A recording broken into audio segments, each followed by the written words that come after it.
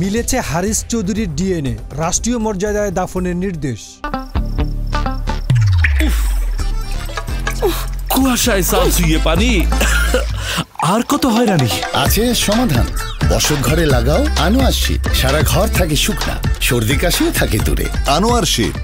কবর থেকে তোলা মরদেহের ডিএনএ টেস্টের রিপোর্ট তার পরিবারের সঙ্গে মিলেছে।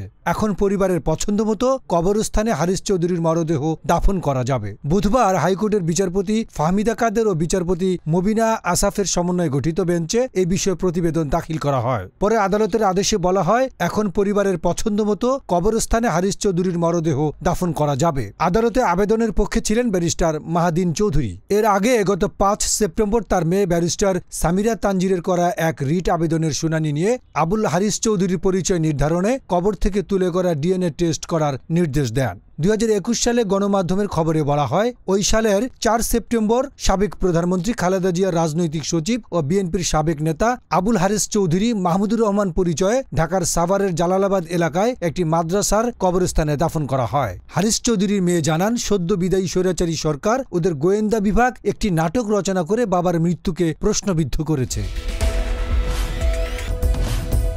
ডেস্ক রিপোর্ট, গণমানুষের আওয়াজ।